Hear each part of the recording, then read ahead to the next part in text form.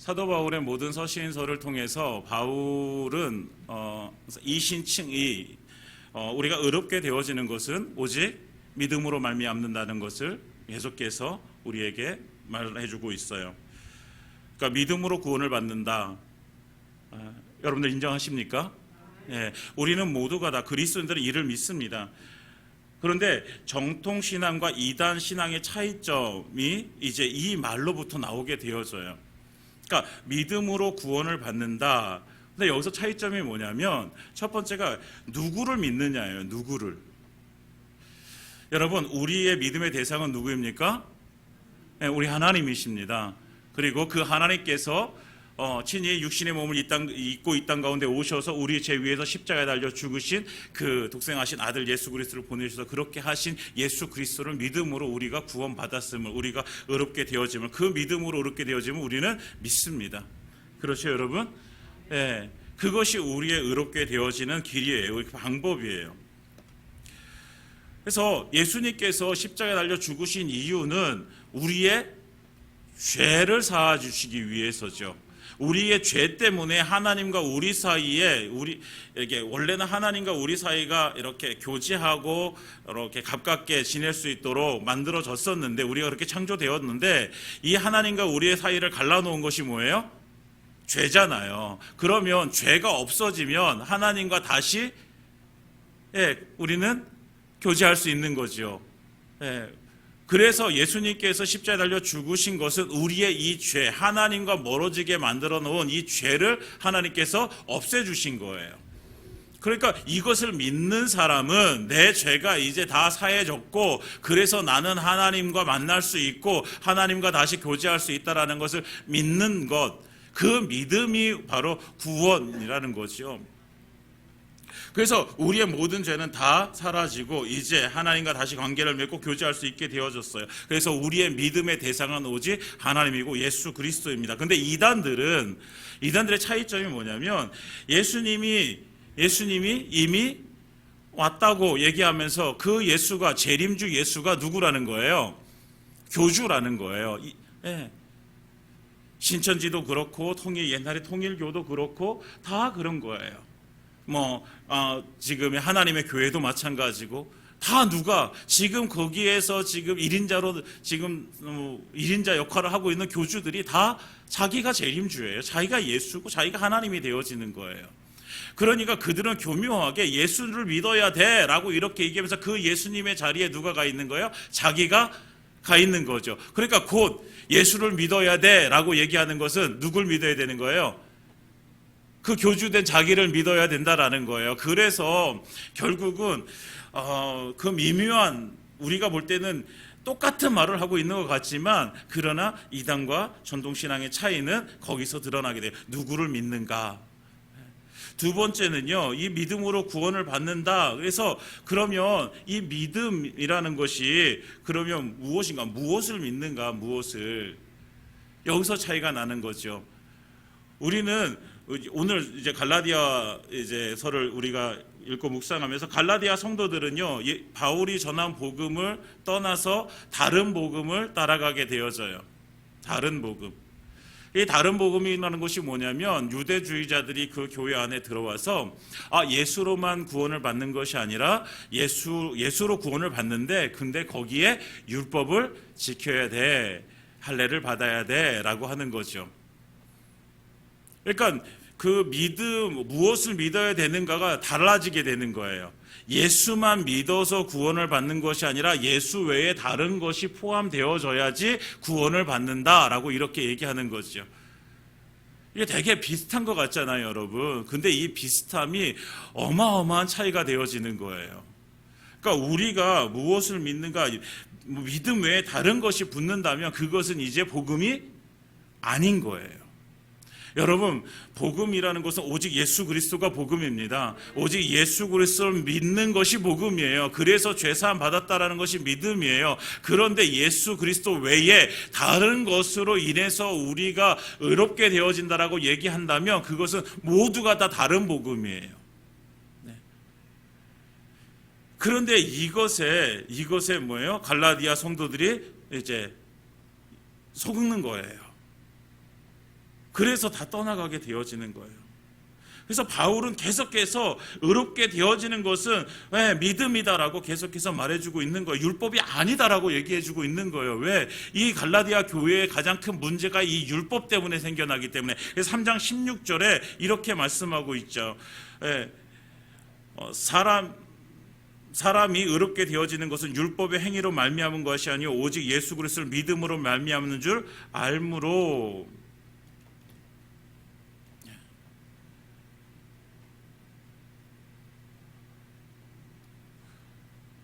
3장 16절이 아니라 몇 절이죠?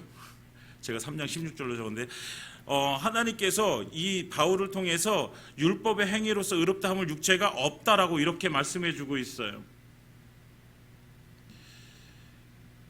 여러분, 우리가 하나님 앞에 나아가서 하나님 앞에 우리가 구원받고 의롭게 되어지는 것은 율법의 행위로가 아니라 믿음이라는 것을 계속해서 강조하고 있는 거예요.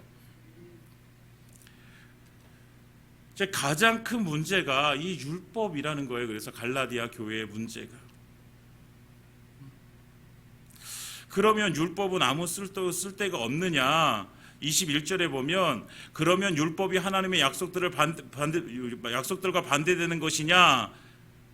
라고 이렇게 반문하면서 결코 그럴 수 없느니라 라고 이렇게 말씀하고 있어요. 그래서 사람들은 자꾸만 믿음으로 구원을 받는다, 율법이 아니다라고 하니까 그럼 율법이 쓸데없는 것이냐, 율법이 그래 하나님의 약속과 반대되는 것이냐, 아니다라는 거예요. 그러니까 율법은 율법 나름대로의 역할이 있고 그리고 그 역할 때문에 그것이 지금도 중요하다는 거예요. 그 율법의 역할은 지난주에도 말씀드린 로마서 3장 20절에 그러므로 율법의 행위로 그의 앞에 의롭다 하심을 얻을 육체가 없나니 율법으로는 죄를 깨달음이니라. 율법은 죄를 깨닫게 하는 거예요. 이 역할이 너무 중요한 거예요. 율법의 역할이. 왜요? 죄를 깨닫지 못하면 자기가 죄인 줄 몰라요. 여러분, 죄를 깨달아야지 죄인이라는 사실을 알게 되어지죠.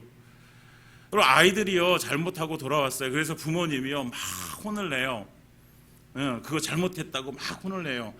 근데 그것이 잘못됐다라는 사실을 아는 아이들은, 그것을 인정하는 아이들은 죄송합니다라고 얘기하죠. 잘못했습니다라고 얘기합니다. 그런데 그것이 왜 죄인 줄 모르면, 그것이 왜 잘못된 것인 줄 모르면 부모에게 반항하게 되죠. 왜 이것이 잘못된 거예요? 왜 이것이 죄예요? 이렇게 말하게 되어지죠. 마찬가지로 우리가 하나님 앞에 설 때에 우리가 죄를 깨닫지 못하면 하나님 앞에 우리는 반항하게 되어지는 거예요. 이게 내가 왜 이렇게 한 것이 왜 죄예요? 난 이렇게 올바르게 살았는데 왜 하나님 이것을 잘못이라고 얘기해요? 여러분, 그래서 율법의 역할은 그 죄를 깨닫게 해서 내가 죄인이란 사실을 알게 하고, 그래서 그 죄 때문에 내가 하나님과 멀어진다라는 사실을 알게 해서 하나님께 다시 돌아오게 하는 역할이에요. 그래서 예수님께서 마태복음 5장 17절에 내가 율법이나 선지자를 폐하러 온 줄로 생각하지 말라. 폐하러 온 것이 아니요 완전하게 하려 함이라. 아멘. 이렇게 말씀하세요. 왜 완전하게 하시는 거예요? 예수님 어떻게 완전하게 하시는 거예요? 율법으로 말미암아 죄인 내가 율법을 다 지킬 수 없고, 그래서 나는 율법으로 의롭게 되어질 수 없고, 나는 율법을 다 지키지 못하기 때문에 내가 죄인이란 사실을 알게 되어지고, 그래서 내 죄를 해결하기 위해서는 예수님이 필요하구나, 내 죄를 사해 주시는 분이 예수님이시구나, 이것을 알고 예수님 앞께로 나오게 만드는 역할을 하게 되어지는 거예요. 그래서 예수님을 믿음으로 의롭게 되어지게 하시는 것. 그래서 그 율법은 미완성인 것이고 완성은 예수님이신 거죠. 그래서 믿음으로 우리는 그렇게 구원을 받게 되어지는 것입니다. 제가 간단하게 이 율법과 믿음에 대해서 이렇게 설명해 드렸는데 여러분들 이것을 잘 정리하시기 바랍니다. 그래서 우리가 교회 다니는 성도들은요, 오직 믿음으로 살아가는 거예요. 그래서 사도 바울이 그래서 얘기하는 거예요. 의인은 믿음으로 말미암아 살리라. 그러니까 믿음 외에는 살 길이 없는 거예요. 그런데 자꾸만 우리가 다른 것으로 살 수 있다라고 얘기하는 게 이게 문제예요. 나는 돈으로 살 수 있고, 나는 내가 힘이 세서 살 수 있고, 내가 어떤 높은 지위에 올라가서 살 수 있고, 나는 누구 때문에, 자식 때문에 살 수 있고, 나는 무엇 때문에 살 수 있고. 아니요, 우리가 살 수 있는 길은 오직 예수 그리스도 한 분입니다. 우리의 육신은요, 그렇게 우리가 얘기하고 있는 것들로 인해서 사는 게 맞아요. 그러나 그것들로는 우리의 육신 외에 아무것도 지켜줄 수 있는 것이 없어요. 우리의 육신도 지켜줄 수 있다고 말하지만 한계가 있고 제한적이에요. 우리의 육신과 우리의 영혼을 모두 지킬 수 있는 것은 오직 예수 그리스도 뿐입니다. 우리가 그 예수님을 믿음으로 그래서 구원을 받는 거예요. 그래서 오늘 우리가 읽은 오늘 4장의 말씀을 통해서 우리는 믿음으로 그러면 우리가 어떤 존재가 되어졌는가를 하나님께서 우리에게 말씀해 주고 있습니다. 오늘 1절에 이렇게 말씀합니다. 내가 또 말하노니 유업을 이을 자가 모든 것의 주인이나 어렸을 동안엔 종과 다름이 없어서. 이제 4장 앞부분에 잠시 또 그 율법에 대해서 다시 한번 이야기해 주고 있어요. 그래서 유업이라는 걸 얘기해 주죠. 유업. 우리로 쉽게 말하면 유산이죠. 유산. 여러분들 부모님들이 열심히 일을 하십니다. 저희 부모님도 시골에서 이제 열심히 포도 농사도 지으시고, 그리고 밭에 뭐 크지 않은 밭인데 밭에다 온갖 것들 다 심어 놓으십니다. 고추, 마늘, 양파, 그리고 뭐 조금이라도 하여튼 뭐 이렇게 땅이 남아 있으면 거기다가 뭐 저희 집에 가면은 사과나무도 심어 놓고, 복숭아 나무도 심어 놓고, 뭐 감나무도 있고 온갖 것 다 있어요. 그래서 열심히 일을 하십니다. 시골에 사시는 분들은 대부분 이렇게 몸에 이렇게 아프신 곳이 많아요. 저희 부모님도 마찬가지로 무릎도 아프시고 허리도 아프시고 막 하세요. 그거 볼 때마다 이제 아들인 저는 너무 마음이 짠하죠. 그래서 때때로는 그런 생각이 드는 거예요. 차라리 저기 이제 밭이 여러 군데 있으니까 저 한쪽 밭을 팔아서 좀 이렇게 너무 많이 일하지 마시고 그거 가지고 이렇게 좀 사시면 어떨까, 막 이런 생각도 하는 거예요. 근데 시골 노인네들은 절대로 땅을 안 팝니다. 그 땅 무엇 하려고 그래요? 자식한테 물려주려고. 그러니까 자식은 나처럼 힘들게 살지 말고 좀 편안하게 살라고 자식에게 물려주려고. 그거 그냥 놓지 않고 어떻게든 돈이 생기면 또 땅 사고 이러세요. 어떻게 해서든지 자식들에게 그 자기가 가지고 있던 그 어려움을 또 넘겨주지 않기 위해서, 그 유산을 남겨주기 위해서, 그것이 다 부모님의 마음이에요. 여러분, 우리의 마음도 마찬가지잖아요. 그렇죠? 우리의 자식들은 조금 더 편안하게 살았으면 좋겠고, 조금 더 안정되게 살았으면 좋겠고, 여러분 맞잖아요. 그렇죠? 누구 어떤 부모도요, 내 자식이 힘들게 살았으면 좋겠다 이런 거 없어요. 그러니까 이렇게 부모님들은 다 자녀들에게 유산을 남겨주려고. 그러니까 부모님이 가진 재산은 결국 누구의 것이 되어집니까? 유산을 상속하는 자의 것이 되어질 거예요. 그래서 바울은 오늘 그것을 얘기해주고 있는 거예요. 유업을 이을 자가 모든 것에 다 주인이 되어지지만, 그러나 어렸을 동안에는 종과 다름이 없어서 2절에 그 아버지가 정한 때까지 후견인과 청지기 아래 있나니. 그러니까 어렸을 때는 그 모든 것을 다 상속받을 자이지만, 그러나 어렸을 때는 아직은 아니라는 거예요. 여기서 후견인과 청지기라는 얘기가 나는데, 지난주에 우리가 그 초등교사에 대해서 말씀드렸어요. 6세부터 약 16세 정도까지 전문적으로 자녀를 훈련시키기 위해서 그런 종들에 의해서 훈련을 받게 하는 것, 이것이 이제 초등교사인데, 오늘 후견인과 청지기, 이것은 좀 다른 의미예요. 이것은 뭐냐면요, 이제 그때까지 초등교사에 의해서 교육을 받은 그 아들이 이제는 상속자가 되기 위해서 또 다른 교육을, 훈련을 받게 되어져요. 약 25살 되어질 때까지. 이것이 로마의 문화예요.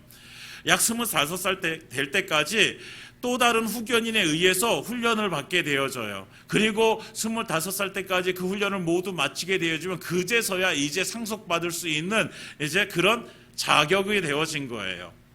그렇다고 해서 그때 바로 뭐 상속을 받고 그런 건 아니죠. 예, 이스라엘 백성들에게는 우리나라 마찬가지로 아버지가 돌아가셨을 때 그때서야 상속을 받게 되어지는데, 그렇지만 하여튼 그렇게 후견인과 청지기 아래에서 그렇게 훈련을 받는 과정을 거치게 되어지는 거예요. 그러니까 마찬가지로 주인이지만 아직 때가 되지 않아서 종들과 별반 차이가 없는 거죠. 그래서 3절에 이와 같이 우리도 어렸을 때에 이 세상의 초등 학문 아래에 있어서 종노릇하였더니, 그러니까 여기서 이제 이런 이야기를 한 이유가 뭐냐면, 이제 초등 학문 아래에, 이 초등 학문이라는 것은 이 본문에서는 쉽게 말하면 율법의 행위들을 말해요. 그러니까 지금까지 아브라함은 믿음으로 의롭게 되어졌는데 430년 후에 모세가 나타나서 모세에게 주신 율법으로 이들은, 유대 백성들은 내가 율법으로 의롭게 되어진다라고 생각을 했어요. 그래서 율법으로 의롭게 되어지는 것, 그런데 그들은요, 그래서 그 율법 아래 매이게 되어지고 그 율법 아래서 이제 종노릇하게 되어지는 거예요. 그러니까 결국 어렸을 때라는 것은 아직 예수님이 오시기 전에 그들은 여전히 율법의 그 종노릇하던 그런 신세였는데, 4절에 때가 참에 이제 때가 찬 거예요. 여기서 2절에서 아버지의 정한 때까지 그 때가 있었듯이 하나님의 때가 찼을 때에 하나님께서 그 아들을 이 땅 가운데 보내셔서, 예수님을 보내셔서 여자에게 나게 하시고 율법 아래 나게 하십니다. 여기서 그 아들, 하나님의 아들을 보내셨어요. 그 아들은 하나님의 아들이니 신이지요. 여자에게서 나게 하셨어요. 여자에게서 났으니 사람이지요. 그러니까 완전한 하나님이시면서 완전한 사람인 그 사람을 하나님께서 보내주셨어요. 그분이 바로 예수님이시고요. 그분을 율법 아래에서 나게 하셨어요. 율법에 지금 종노릇하고 있는 그 시대 속에 나게 하셨어요. 왜요? 5절에 율법 아래에 있는 자들을 속량하시기 위해서라고 말씀하세요. 예수님께서 율법 아래에 있는 자들을 구원하시기 위해서 율법 아래로 예수님께서 내려오시는 거예요. 율법 아래 종노릇하고 있던, 절대로 우리를 구원할 수 없는, 우리에게 생명을 줄 수 없는 그 율법 아래에서 종살이하고 있던, 매여 있던 그 영혼들을 살리기 위해서 예수님께서는 그 율법 아래로 내려오셔서 십자가를 지시고 돌아가신 거죠. 여러분, 하나님의 사랑은요, 우리에게 오라 하시는 것이 아니라 하나님께서 친히 우리 가운데로 내려오시는 거예요. 죄로 인해서 우리가 신음당하고, 우리가 고통당하고 신음하고 있는 그 자리로 예수님께서 오신 거예요. 그래서 우리의 그 죄를 다 예수님께서 짊어지시고 십자가에 달려 죽으신 거죠. 사랑하는 여러분, 하나님의 사랑은요, 찾아오시는 사랑이에요. 우리에게 야, 네가 나한테 오려면 너 그거 다 해결하고 나한테 와야 돼. 그래야 네가 구원받을 수 있어. 이렇게 말씀하시는 것이 아니라, 너 그렇게 시험당하고 너 고통당하고 너 죄 때문에 죄의 종노릇하고 있는 그 상황 가운데 내가 내려갈게. 내가 내려가서 네 죄 다 내가 가지고 십자가에 내가 죽을게 라고 하시면서 그 안에서 죽으신 분이 바로 예수 그리스도이십니다. 이 얼마나 큰 은혜입니까? 사랑하는 여러분, 예수님은요, 하나님은요, 우리에게 찾아오시는 분이십니다. 우리를 구원하시기 위해서 우리를 찾아오신 그분이 지금도 우리를 찾아오셔서 우리로 하여금 그 하나님께로 나아가서, 나를 찾아오신 그 예수님께 나아가서 우리의 모든 사정을 아뢰고, 그리고 하나님께서는 우리가 아뢰 때에 그것들을 다 하나님께서 응답해 주시겠다고 약속해 주신 분이십니다. 그러니까 우리가 이제 하나님께서 우리를 찾아오셨어요. 지금도 우리와 함께 하시는 분이세요. 그러니까 우리와 함께 하시는 하나님, 그 하나님을 누가 떠나지 말아야 되는 거예요? 우리가 떠나지 말아야 되는 거예요. 우리가 죄인 되었을 때에 하나님께서 찾아오셨듯이 우리가 지금 어떠한 상황이든지 하나님은 우리와 계속 함께 하고 계신 거예요. 그런데 우리가 자꾸만 하나님을 떠나는 거예요. 우리가 세상의 어떤 유혹을 받아서 떠나고, 세상의 어떤 이익들 때문에 떠나고, 내 어떤 교만함 때문에 떠나고, 자꾸만 우리가 떠나서 하나님을 만나지 못하는 것이라는 거예요. 사랑하는 여러분, 여러분들을 찾아오신 그 예수님을 만나시기 바랍니다. 정말 우리가 하나님 앞으로 나아가야 되는 거예요. 나와 함께 하시는 그 하나님을 의지해야 되는 거예요. 찾아오셨잖아요. 그러니까 우리가 우리의 고난의 순간에도 하나님은 우리를 찾아오시는 거예요. 고난, 네가 고난 그거 다 해결하고 나한테 와 이렇게 말씀하시는 분이 아니라 찾아오시는 거예요. 무엇 하시기 위해서? 그 고난 가운데 역사하셔서 그것을 하나님께서 없애주시기 위해서 찾아오시는 거예요. 여러분, 우리가 죄인 되었을 때 그 죄를 없애주시기 위해서 찾아오셨잖아요. 마찬가지로 우리가 고통당하고 고난당할 때 그 고난과 고통 속에서 우리를 자유케 하시기 위해서 예수님 찾아오시는 거예요. 찾아오세요.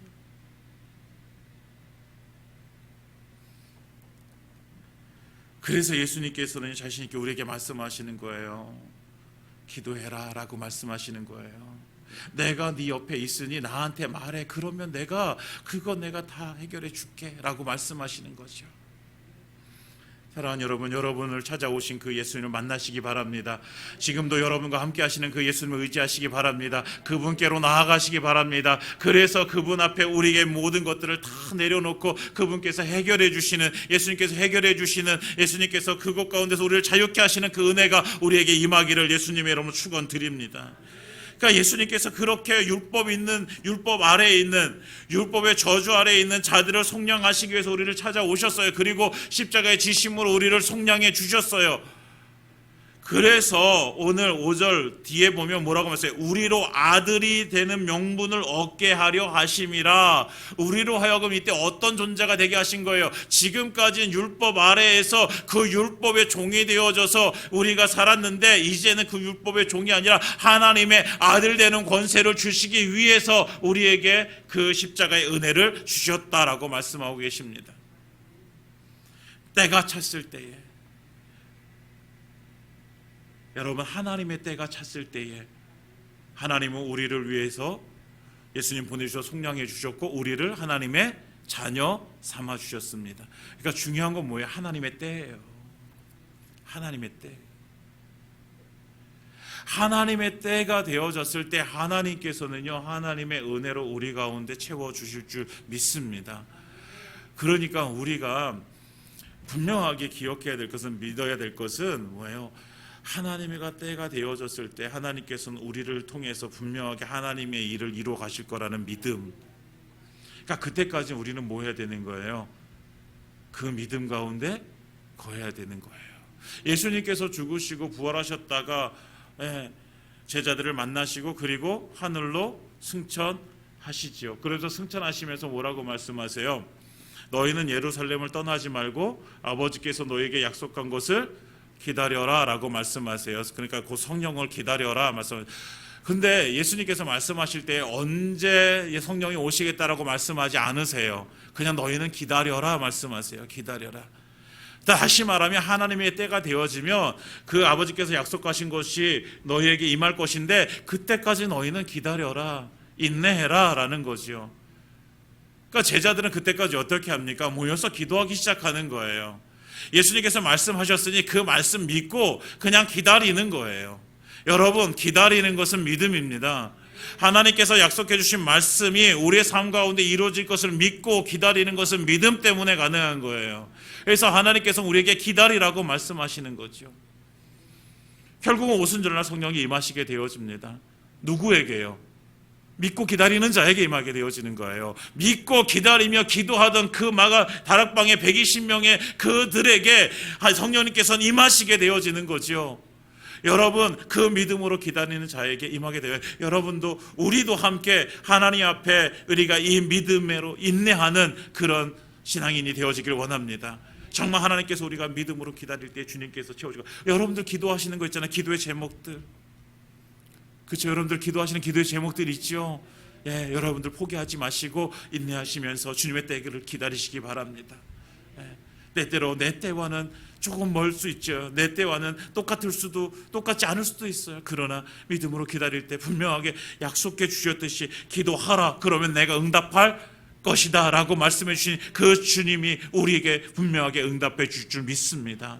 그러니까 하나님의 때가 되어졌을 때에 마찬가지로 하나님의 때가 되어졌을 때에 예수님을 통해서 우리를 속량하시고 하나님의 아들이 되게 하셨습니다. 그리고 오늘 말씀하십니다. 너희가 아들임으로 하나님이 그의 아들의 영을 우리 마음 가운데 보내서 우리로 하여금 하나님을 아빠 아버지라 부르게 하셨느니라 라고 이렇게 말씀하고 있습니다. 우리는 하나님을 아빠 아버지라 부를 수 있습니다. 이게 사실 이게 똑같은 말이잖아요. 아빠 아버지 똑같은 말이잖아요. 근데 아빠라는 단어는 어린 아이들이 아빠 이제 아버지를 부를 때 아빠라고 부르는 조금 더 친밀한 관계를 말해주고 있어요. 이 아버지라는 단어는요, 아버지라는 단어는 좀 더 신뢰할 만한 관계를 말해주고 있어요. 그러니까 아빠 아버지는 우리로 하여금 하나님이 어떤 하나님, 신뢰하고 친근감 있는 하나님. 다시 말하면 절대적인 신뢰, 절대적인 친근과 어떤 무엇도 이제 하나님과 우리의 관계를 끊을 수 없는 그런 관계가 되어졌다라는 것을 말씀해 주고 있어요. 우리가 하나님 아빠 아버지라 부를 수 있는, 이제는 어떤 것도 하나님과 우리 사이의 관계를 끊을 수 없다라는 거예요. 예. 그러니까 하나님은 절대적으로 이제 우리 아버지가 되시는 거죠. 우리는 절대적으로 하나님의 자녀가 되어지는 거예요. 그래서 우리는 하나님이 우리 아버지 돼서 부어주시는 그 보호하심, 그리고 은혜 베푸심, 살피시는, 그리고 우리는 그것의 은혜를 누리게 되어질 수 있는 것입니다. 근데 여기서 더 중요한 것은 한 가지 더 말씀해주고 있는 것은 뭐냐면, 그 아들이 되어졌기 때문에 이제 하나님을 아빠 아버지라 부를 수 있기 때문에 7절에 보면 하나님으로 말미암아 유업을 받을 자가 되어졌다라고 말씀하시고 계신 거예요. 하나님의 유업을 받을 자가 되어진 것입니다. 누가요? 저와 여러분들이. 하나님을 아빠 아버지라 부르는 자에게 이 은혜를 주신 거예요. 이제는 하나님 나라를 유업으로 받을 수 있어. 그러니까 다시 말하면 하나님이 가지고 있는 모든 것들을 다 무엇으로, 유산으로 받을 수 있는 존재. 왜? 우리가 아들이 되어졌기 때문에. 그러니까 이 땅 가운데 살면서도 우리가 하나님 나라의 풍성한 것으로 채움을 받을 수 있는 은혜를 입게 되어진 거예요. 왜? 우리가 아들이니까. 여러분, 아들이기 때문에 하나님께서 주시는 거예요. 옆집 아이면 주시지 않아요. 우리도 마찬가지잖아요. 내 아들에게는, 내 자녀에게는요, 우리의 모든 것도 다 줄 수 있어요. 여러분들 그렇죠? 여러분들 자녀에게 뭐 주기 싫어가지고 아까워가지고 이거 이렇게 남겨놓고 막 그러시지 않으시잖아요. 다 줄 수 있어요. 근데 옆집 아이에게는 다 줄 수 없어요. 아무리 귀엽고 아무리 사랑스럽고 해도요, 옆집 아이한테 내가 모든 걸 다 줄 수는 없어요. 아들이기 때문에. 하나님도 마찬가지로 우리가 하나님의 자녀이기 때문에 그 하나님의 유업을 우리가 받게 되어지는 것입니다. 사랑하는 여러분, 이 세상의 것들, 우리가 살기 위해서 이 세상의 것들이 필요해요. 그런데요, 그것보다도 우리가 누려야 될 것은 하나님 나라의 풍성하신 은혜입니다.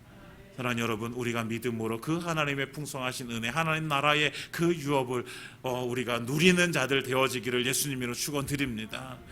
그러니까 우리가 하나님께로 나아가야 돼요. 하나님께로.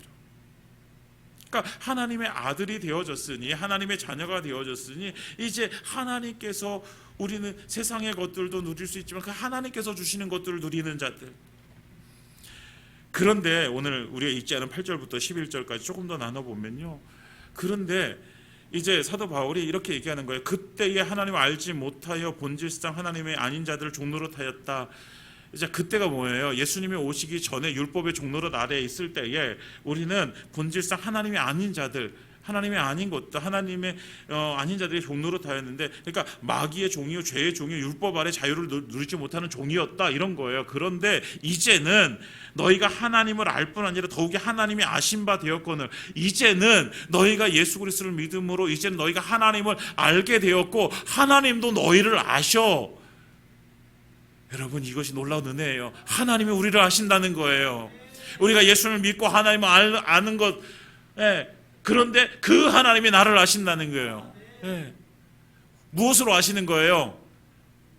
아들로 아시는 거예요. 자녀로 아는 거예요. 이제는 하나님이, 야, 그래, 너 내 아들이지, 너 내 딸이지, 하나님께 이렇게 아시는 거예요, 우리를. 그러면서 그 아시는 그 하나님이 이런 은혜를 받았는데, 오늘 갈라디아 성도들이 어떻게 하고 있는 거예요? 다시 9절에 보면 어찌하여 다시 악하고 천박한 초등학문으로 돌아가서 다시 그들에게 종노릇하여 하느냐. 다시 왜 그 율법의 행위로 다시 돌아가서 왜 그리로 들어가서 그 율법의 종노릇하려고 하느냐. 그러지 말라는 거예요. 속지 말라는 거예요. 거짓된 자들에게 속아서 그렇게 살지 말라는 거예요. 여러분, 우리가요 이제는 종이 아니에요. 종이 아니에요. 이제는 죄의 종이 아니에요. 마귀의 종이 아니에요. 우리는 어느 곳에 갇혀 있는 자들이 아니에요. 예수를 믿음으로 말미암아서 이제는 그 믿음이 우리를 자유케 했습니다. 예, 진리 안에서 우리는 자유한 자들입니다. 그러니까 우리는 다른 어떤 것으로 이제 우리가 눌리고 우리가 죄책감을 가지고 그렇게 살아갈 존재가 아니라는 거예요. 우리는 자유자로 살아가야 될 존재라는 거예요. 그런데 다시 그리로 돌아가는 거죠. 다시 그리로 돌아가려고 하는 거죠. 사랑하는 여러분, 우리의 믿음의 자리를 지키기를 원합니다. 다시 그 자리로 돌아가면 안 돼요. 우리가 예수 믿기 전에 그런 자리로 다시 돌아가면 안 돼요. 애굽에서 출애굽한 이스라엘 백성들처럼 다시 애굽을 그리워하면 안 되는 거예요. 예수 믿기 전에 우리의 삶을 그리워하지 마세요. 그때는 나에게 친구도 많았었는데, 그때는 내가 이 세상에 그런 어떤 그 즐겁게 하는 그런 것들을 누릴 수 있었는데, 그리로 돌아가지 마세요. 우리는 믿음에 거하여 생명으로 살아갈 자들이지, 우리는 그 과거를 추억하면서 그 과거를 그리워하면서 살아갈 존재가 아니라는 거죠. 사랑하는 여러분, 우리는 오직 예수 그리스도를 믿음으로 이제는 앞에 있는 표대를 향해서 달려갈 주의 백성들입니다. 뒤에 우리가 이전에 살던 그 모든 것들 그리워하지 마시고, 이제 앞에 있는 정말 하늘나라의 상급을 바라보면서 하나님께서 주신 그 사명, 그 표대를 바라보면서 믿음의 길을 걸어가는 저와 여러분들의 삶이 되어지기를 원합니다. 그래서 주님께서 주시는 그 풍성하신 하나님의 은혜 받아 누리는 하나님의 자녀된 삶을 살아가는 저와 여러분들 되기를 예수님으로 축원드립니다. 이제 말씀을 마치겠습니다. 하나님은 하나님의 때가 찼을 때에 하나님은 이제 하나님 모든 것들을 이루어 가십니다. 하나님 때가 찼을 때 예수님을 이 땅 가운데 보내주셨고, 우리를 죄로부터 구원해 주셨고, 그리고 우리를 아들 삼아 주셨습니다. 그리고 그 아들에게 하나님의 모든 풍성한 것으로 우리에게 유업으로 남겨주셨습니다. 사랑하는 여러분, 이제 우리는요 이 땅 가운데서 주어지는 제한적인 한계적인 이 땅의 육신이 누릴 그것만 가지고 살아갈 존재들이 아니라, 우리는 하나님 나라의 모든 것들을 가지고 살아갈 수 있는 그런 상속자, 유업을 이을 자가 되어졌다는 사실을 기억하시기 바랍니다. 그래서 이 땅 가운데서 정말 그 믿음으로 하나님의 때가 되어졌을 때에 다시 주님께서 우리에게 더 놀랍도록 채워주실 그 은혜를 기다리고, 우리의 삶 가운데 찾아오셔서 우리에게 함께 하셔서 우리로 하여금 그 믿음의 풍성함을 누리게 하시는 그 주님의 은혜를 날마다 누리며 살아가시기를 예수님의 이름으로 축원드립니다.